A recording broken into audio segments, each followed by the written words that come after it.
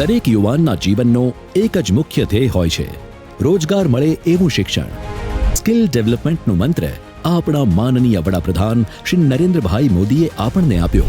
आपने आज जो सीखा है वो आपके भविष्य का आधार जरूर बनेगा, लेकिन आपको भविष्य के हिसाब से अपने कौशल को अपग्रेड भी करना ही पड़ेगा.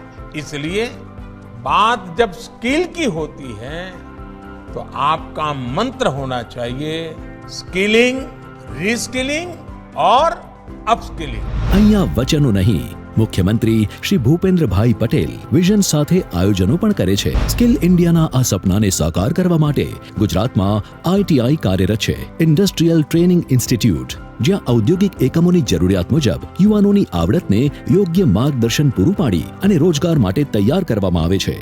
આઈટીઆઈ જુદી જુદી ઔદ્યોગિક અને બિન ઔદ્યોગિક ટેકનિકલ જરૂરિયાત મુજબની તાલીમના જુદા જુદા અભ્યાસક્રમો ચલાવે છે. આજે રાજ્યમાં 288 સરકારી સહિત કુલ 597 આઈટીઆઈ, 132 લાંબા ગાળાના કોર્સિસ દ્વારા યુવાનોને સ્કિલ સાથે આપી રહી છે આત્મનિર્ભરતાની તાલીમ.